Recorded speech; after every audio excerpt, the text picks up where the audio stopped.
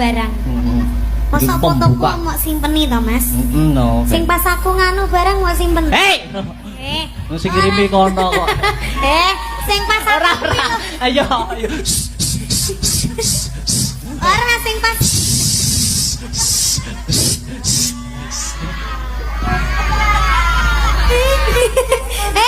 Polamu masalah sapa sing marahi ngono kuwi? Sampeyan. Ayo. Ya. Ngawur iki. Reja manik sejatine alam kang tinuding jagat. Kadange pun kakang wong gagah. Adiku wong santosa Kumbakarna.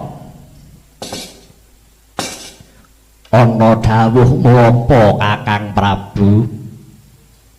Piye. Aku krungu swaramu wae wis rumangsa marem. Dasare rawa birawa swaramu gemleger nganti kaya gluduk Kumbakarna. Sadurunge aku ngaturake bekti marang panjenengamu Kakang. Ya. Kowe arep ngaturake pangabekti marang pun Kakang. Ya. Tak aturake pangabektiku marang Kakang Dasamuka ya Rahwana Raja. Ya. Ndak tampa gawe bombonge ngrasa ora liwat diprayogake anggonmu lungguh Kumbakarna. Ya. Kakang Prabu ya.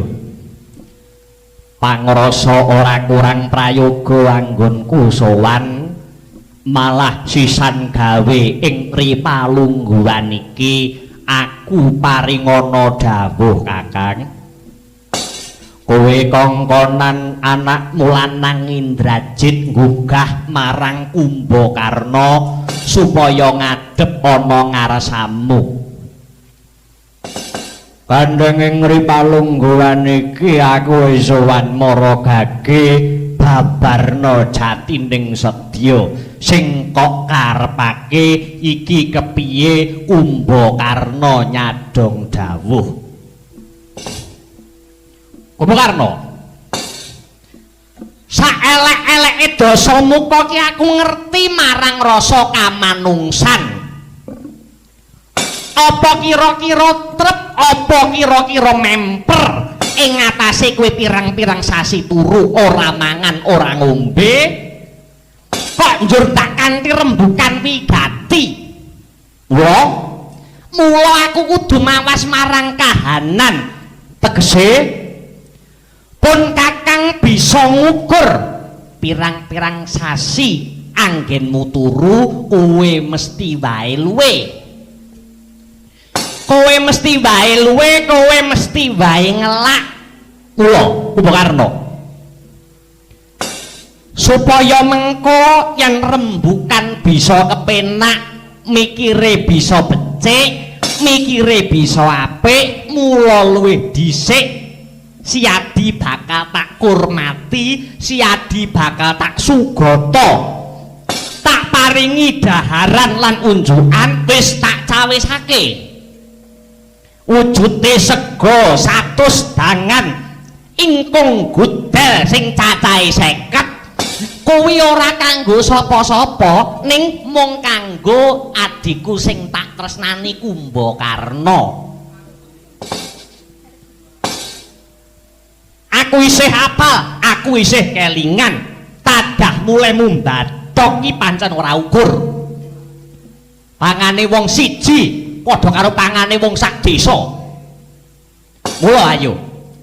Ripalungguhan iki tak gandeng tanganmu manjing sasana Andrawina kembul bujana lawan pun Kakang luwih dhisik Kumbakarna. Matur nuwun.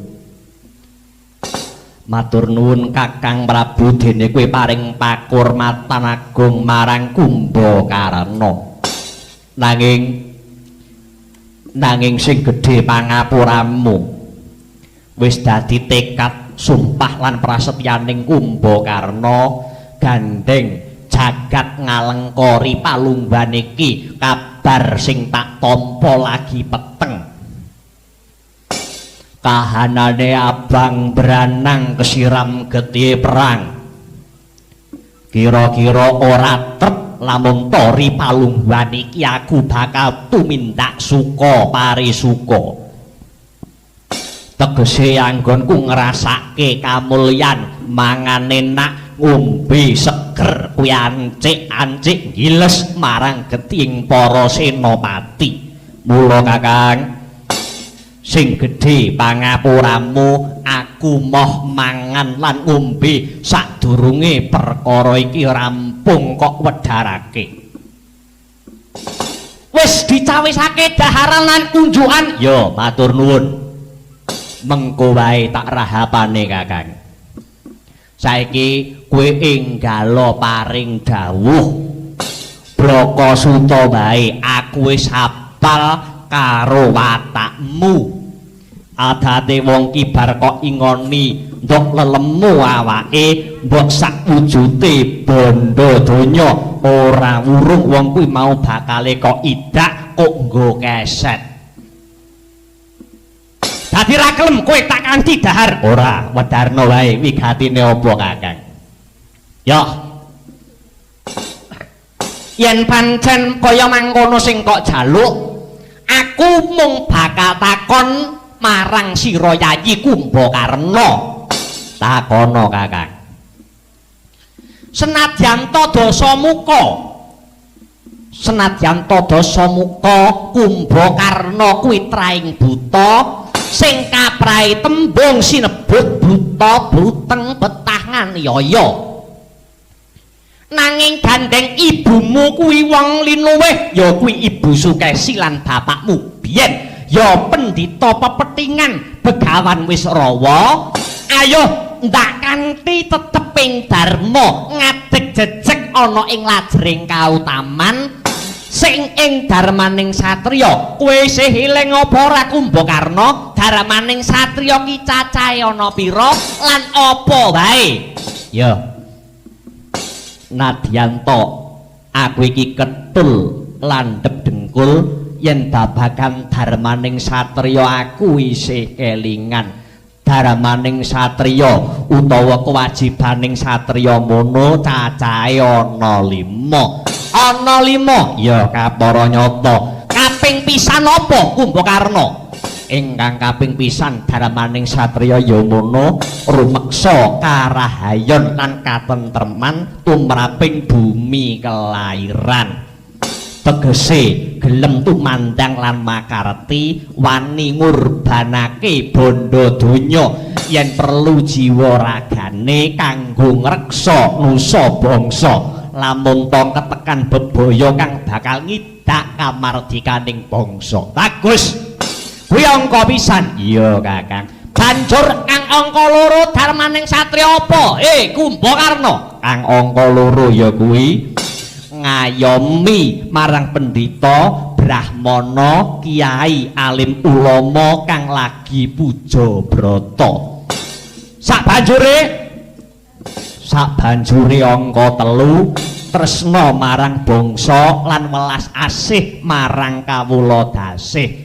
Angka 4 mahambek bawa leksana sing tegese lati pakarti kudu nyawiji, atine ucape tumindake kudu jumbuh. Bagus.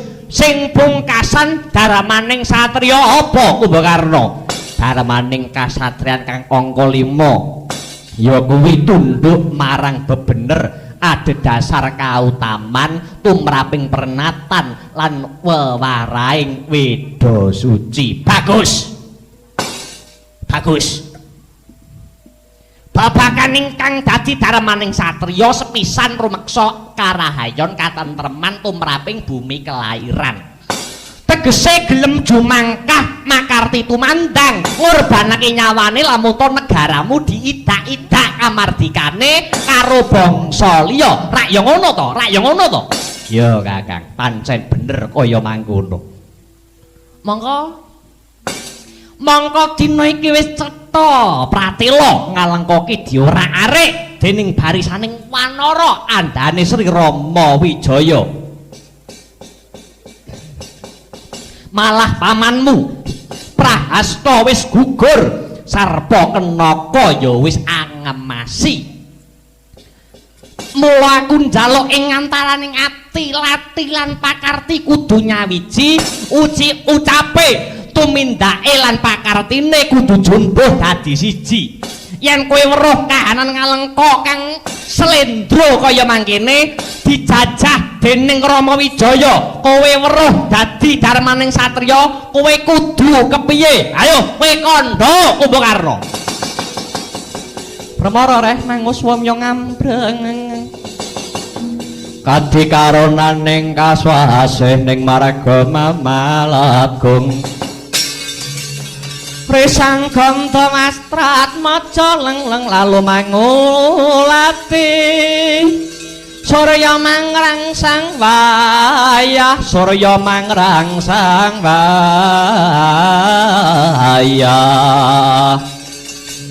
Bumya samara wayanto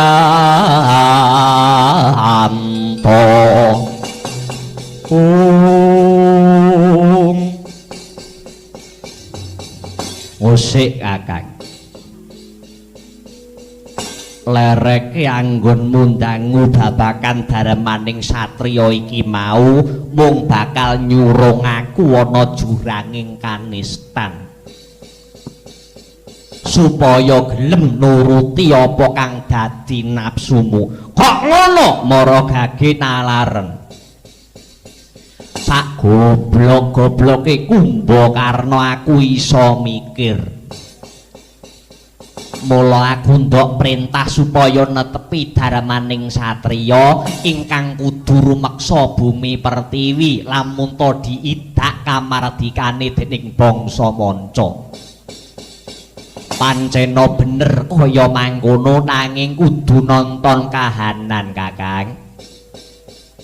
Empan papan lakon ingkang dumadi ana Ngalengka kene.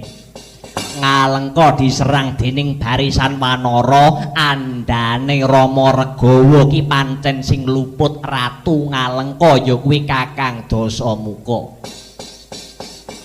Ibarate geni murup ki sing nyumet ya Kakang Dasamuka dhewe, mula aku wegah cawe-cawe tumrap lelakon iki. Merga yen Kumbakarna melu tumandang lan makarti mengko aku bakal kasempyok dosa lan keluputane Kakang Dasamuka. Sing maknane aku ngombyongi wong kleru. Mula Kakang yen kowe gelem ndahar aturku ri pelungguhan iki weningna rasamu ola alien rasamu. Kowe tetep sing kleru, kowe sing luput mumpung ri pelungguhan iki jagat Ngalengka durung remuk rempu dadi rempon. Kowe isih meger-meger urip, aku kudu piye? Wis cetha keluputanmu. Kowe wani nyolong garwaning liyan, kowe wani ngrusak pagrayung bradat Dewi Sinta saka regemane Sri Rama Wijaya. Mula yen kowe gelem gugu aturku ri pelungguhan iki damar mancung cupeten anggonmu peperangan Balawanara kanthi cara temonana Rama Wijaya. Kowe njaluka karo Rama Wijaya awit keluputanmu lan gelem balekke Dewi Sinta marang Sri Rama Wijaya ya sang marting jagat. Ya kanthi kowe gelem balekke Sinta marang Rama Wijaya tak kira jagat Ngalengka kene bakale tentrem, bakale ayem. Kowe weruh karo jatining kautaman, balekno Sinta Kakang, balekno Sinta. Woi! Krodamon taplir kinetap buka yayah sini bijojo bang mawinga wengis pemejot madoning latin netrandit ngundarandir hidup nyomeng ala cakra braubanam brabak mranang pindho kembang warawari sinumet myang saketeng murup dahanane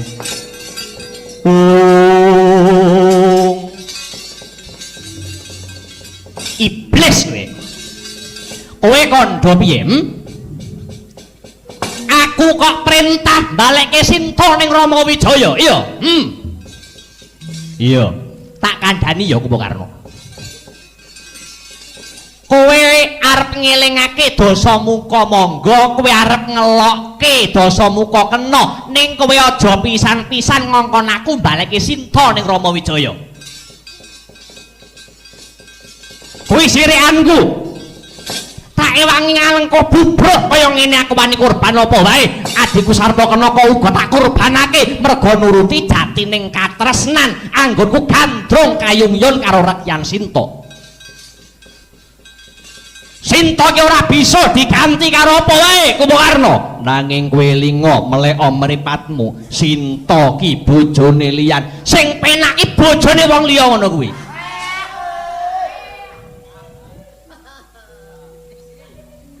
Aku biyen nampa wangsit saka dewa, rungokno gobokmu Kumbakarna. Aku nampa wangsit saka dewa, aku nampa wangsit saka Jawata. Ngalengka bisa tentrem, ngalengka bakal subur makmur lamun to ditenggani karo Titis Widawati. Mongko wis cetha Pratila Widawati nitis marang Rekyan Sinta. Banjur aku mbradak Sinta, tak lenggahke ana Taman Soka. Yen ana lelakon kang kaya mengkene iki sing kliru dosa mukane apa dewane? Ngerti bojone wong kok ditawake, yo tak sikat. Lah yen tumindakmu kaya mangkono ki ngalengka bakal rusak. Rusak ya, Men. Rusak ya, Ben. Mula kang saka mangkono saiki sing ndok karepake kepiye? Sing kok karepke piye? Kowe gelem maju perang apa ora? Gelem dadi senopati apa ora? Gelem ngantepi marang darmaning kasatriyan apa ora? Dudu perkara ngantepi darmaning kasatriyan iki ngrembug bener lan ora. Bener lan ora kowe gumantung ana penganggep. Bener tumrape Kumbakarna durung mesti bener kanggone Dasamuka, benere Dasamuka ya durung mesti bener kanggone raimu kowe. Kowe ngelingake Dasamuka kena ning aja pisan-pisan kowe nyenggol karo Sinta. Kowe yen nyenggol karo Sinta ki getihku iso munggah. Ngerti ora matamu? Kae iki memani ing jantungku, Sinta kuwi mutiara ning atiku. Aku ora bisa urip tanpa Sinta. Tegese kowe ora gugu karo ucapmu. Ora tak gugu. Wadon pengelingake babagan Sinta ora bakal gubris. Cekak cukupe. Ora ana guna paedahe kowe tak tekake rene. Ternyatane kowe wong sing jirih getih, wedi mati, ora wani dadi senopati. Sing jirih kuwi Kakang. Sing jirih kuwi kowe, Kakang Dasamuka. Nek nyata-nyata kowe kuwi wong perwira, kudune Dewi Sinta ora dicidra. Sinta ora kok colong.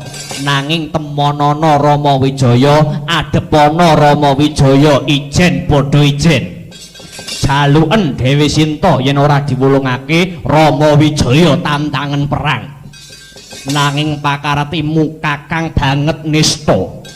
Dewi Sinta mok cidra banjur saiki wadyabala ngalengka kok nggo tameng kurbaning pakaretimu. Kakang iki perkaramu dhewe dudu perkarane wong sak praja Ngalengka. Nanging mapan ana Ngalengka Dasamuka kuwi ratu. Ratu kuwi duwe wenang Kumbakarna. Si Kakang kuwi dadi ratu ngratoni ngendi?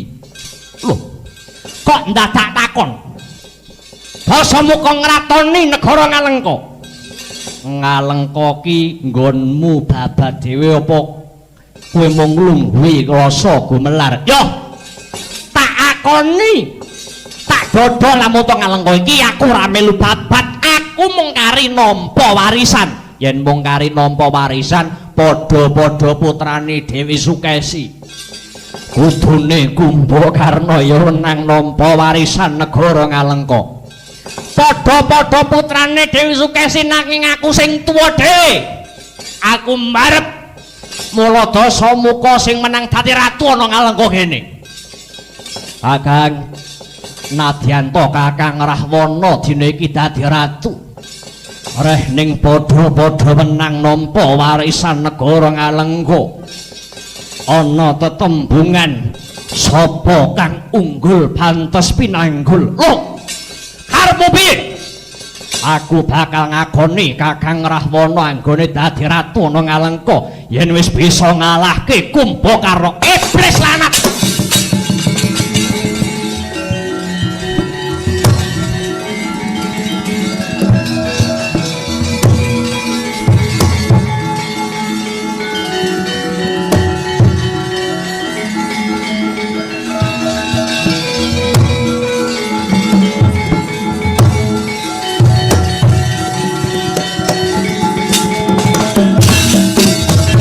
Kanmu padha warahan den becik wisuha mendemo baris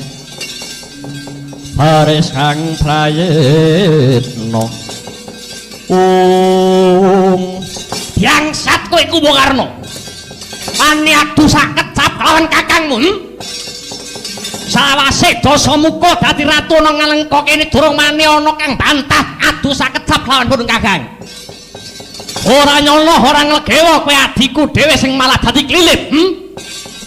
Timbang dunungmu ana kene nyepet-nyepeti mrepat ngreget-ngregeti jerabah.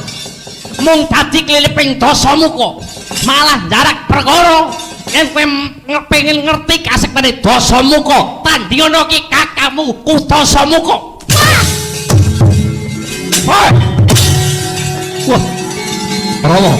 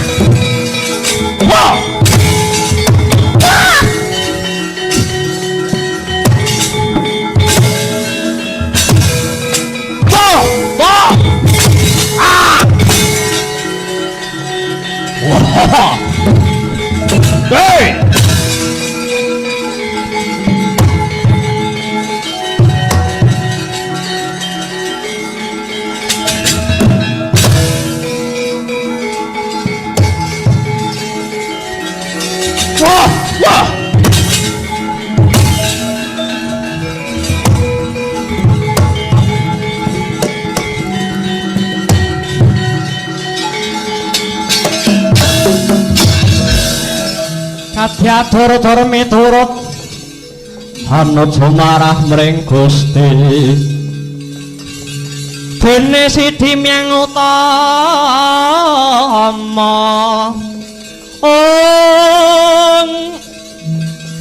panindak ing praja ngadil bejo dadi bendoro rinaraban mring pra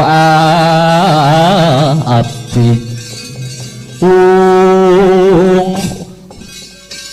Waduh, weh Kumbakarna colke. Aja kok pidak kaya ngene Kumbakarna. Ayo. Saiki budiya kowe. Jagat wis padha nyekseni, wong Ngalengka wis padha ngerti. Menawa Kakang Rahwana kalah perang tanding karo adine dhewe Kumbakarna. Kowe kalah Kakang Patro. Kumbakarna. Bangsat pelek culke aja pidak kaya ngene. Yen pancen isih wening budimu kudune Kakang Rahwana iso mikir. Ing atase musuh Kumbakarna wae kalah apa meneh musuh Prabu Rama Wijaya. Ratu Titis Wisnu ya sang marateng jagat. Loh ora idep culke pun Kakang. Ya, Kakang Dasamuka, negara Ngalengka sajroning bebaya. Prabu Rama Wijaya sakwadya bala wanara wis ngupeng negara Ngalengka kene. Monggo nyatane Kakang Rahwana Ratu Ngalengka ora sembada nentremke kahanan iki. Kakang, upama aku adimu Kumbakarna iki serakah, upama aku iki edan derajat kelawan pangkat dina iki, aku yen gelem bisa dadi ratu ana Ngalengka kene. nanging ora watak Kumbakarna sulap kelawan kelungguhan. Aku ora gebyar kelawan gebyaring kadonyan. Kowe wani bantah karo sedulurmu. Yen kowe ora gelem dadi Senopati ya wis, ora gelem maju perang ya wis. Ora apa-apa tegese ora ana guna paedahe aku utusane Indrajit tak kon nekake diapurmu. Ngarogake minggato mbale micek ana Gokarna.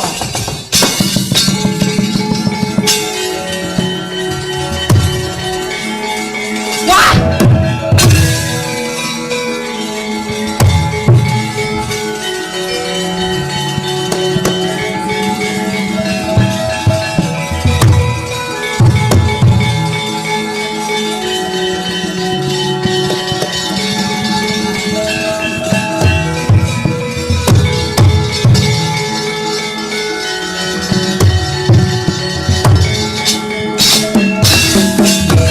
Nanging priya mangu-mangu mangungkun kanduhan rimang lur lena tanpa kanen lur lena tanpa kanen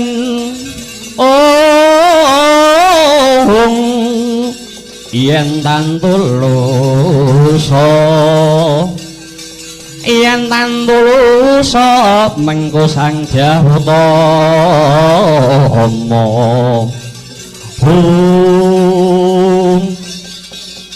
iya Kakang tegese kuwi wis wegah nampa warah nampik marang pitutur becik. Aku ora bakal cawe-cawe perkara iki dosamu glandang carang saka pucuk. Triwikan dadi grojokan gojekan dadi tangisan.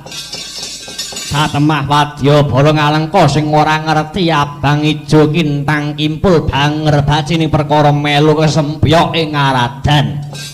Dadi korban wengi sing peperangan. Yo. Aku ora bakal turu. Aku bakal bali menyang panglebur gongso. Welingku ora sah kowe goleki aku yen ora duwe niatan mertobat lan balekke Sintana tangane Prabu Rakawijaya.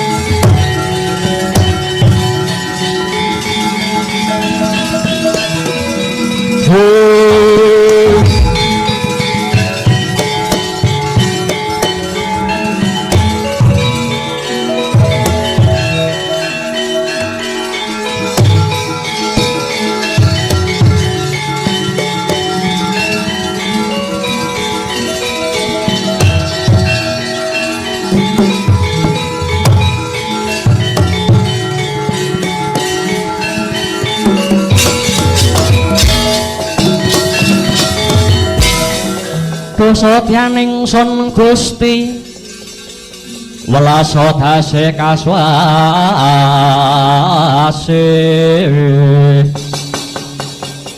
maragya lara asmara rang-rang ugung mangarang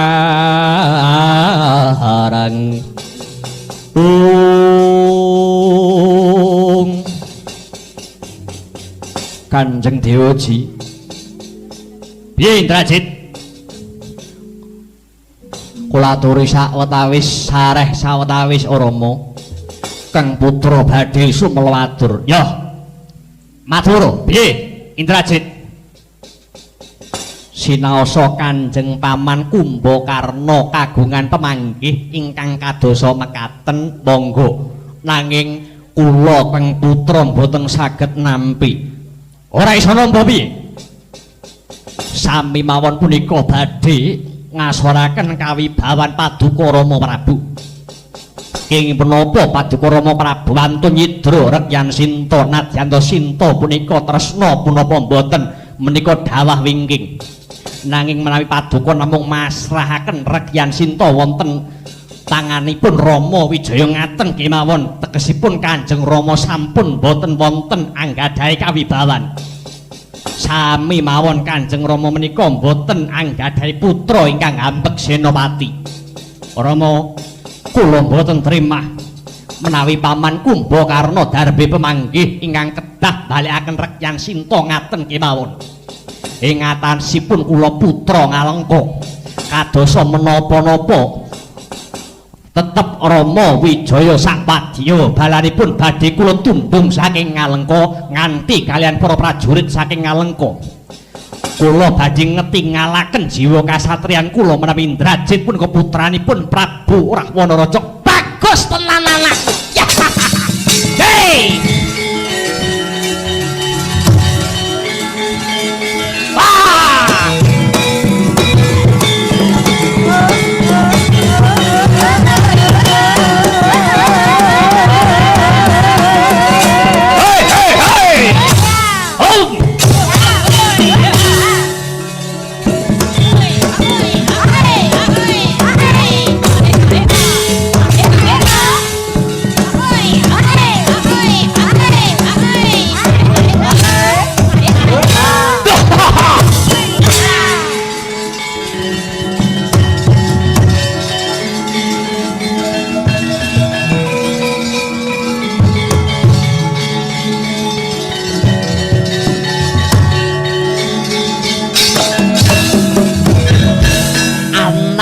Nongan nindita Jit wonten dawuh Kanjeng Rama.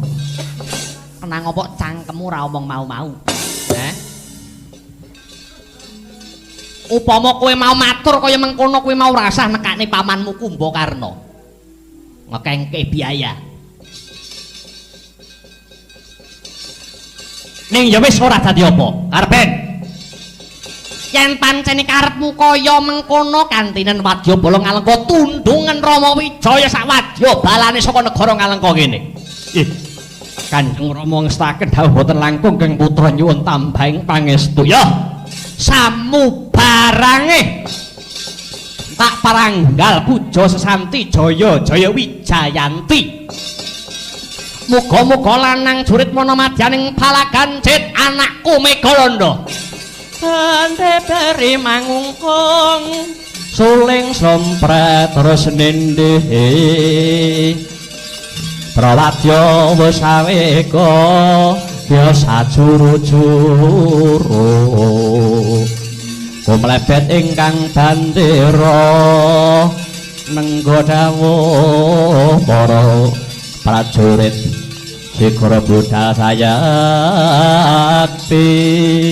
nadapi darmaning praja.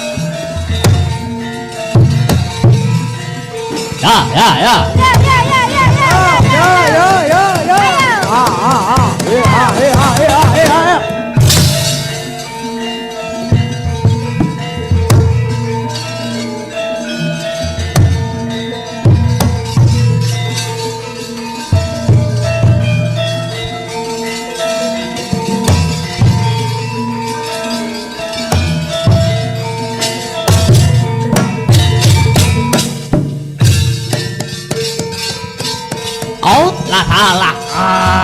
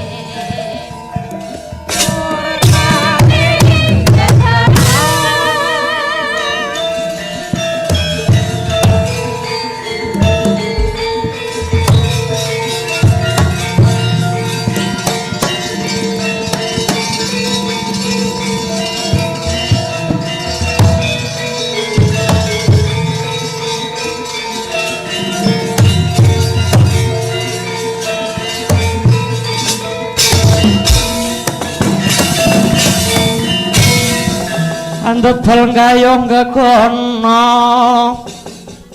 risang ramandaya pati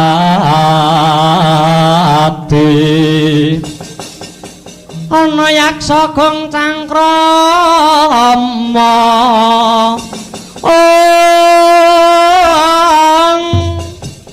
namane wel kathak sini jejagi jroning waris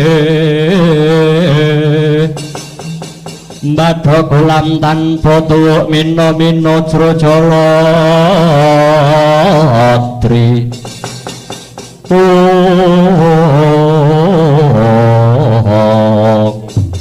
welata jagat dewa bathara ya jagat panging setungkara Anoman kang minangka dadi senopatining para wanara kang dadi manggalaning jurit ndak teropong saka kadohan kae katone Wadyabala negara Ngalengka wis ngedali senopati dadi wis ngiring para Wadyabala segelar sepapan tumbake nyerangap kaya jatyangaran payunge megar kaya jamur barat ya Anoman ora bakal meneng wae Slendra kang rasa slendra kang jiwa bebarengan kelawan angin sintrang samirana tak babak barisan Wadyabala negara Ngalengka sintrang samirana kentering waris tan wikan purut ing peran sinutron ing manon tumapaing layakan sintrang samirana kentering waris tan wikan purut ing peran sinutron ing manon tumapaing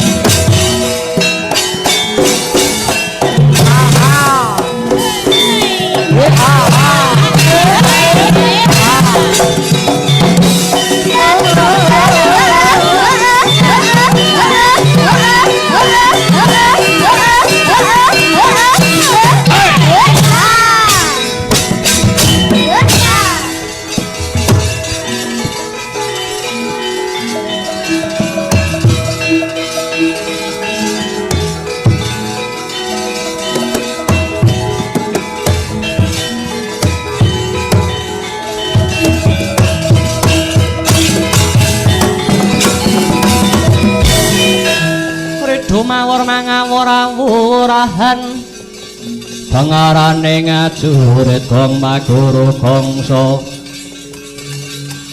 tata kaya butula mur panjriting turangga estimang dwaja kang kekitir ora kata ingkang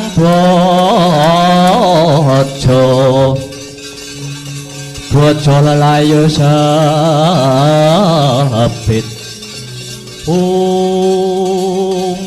ladalah durung sanggon kulumaku saka praja Ngalengka wis kepapak wanara seda mumpung durung dadi kondhong aku sapa kang dadi aranmu manggalaning jurit Raden Anoman ya Senggana kang dadi aranku Anoman ya Senggana kapara nyata bali takon sapa kang dadi jenengmu tambuh marang aku tumenggung Sudirgapati aranku Sudirgapati ya dudu kowe sing tak goleki Prabu Rama Wijaya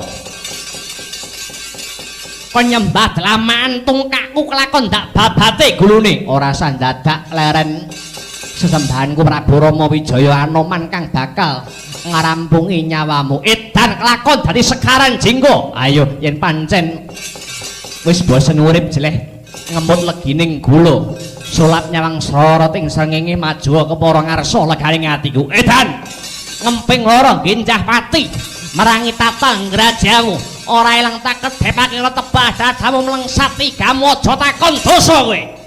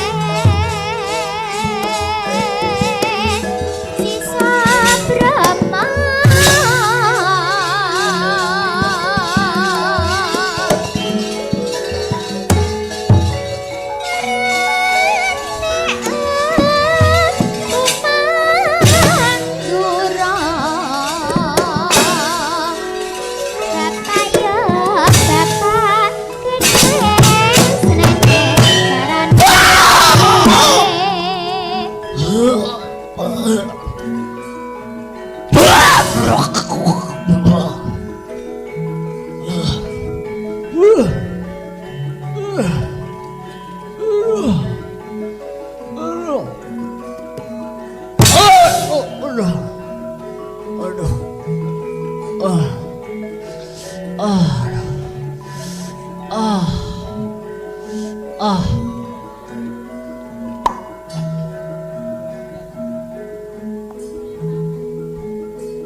Ho, ho, ha, ho, hat, ho, ho, ho. Hei, ho, hei, ho, wati tenan aku. Ho, ho, ha, hoi. Wati yo.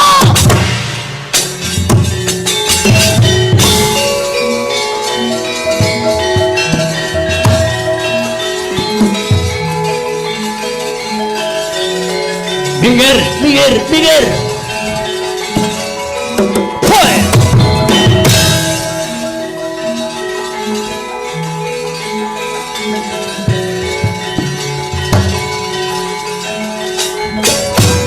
Sapa kowe? Jaya anggota aku. Bari takon sapa kang dadi jenengmu? Tumenggung.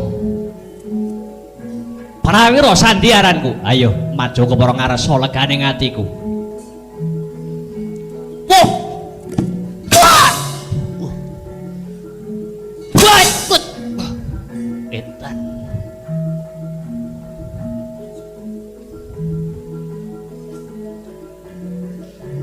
Ho.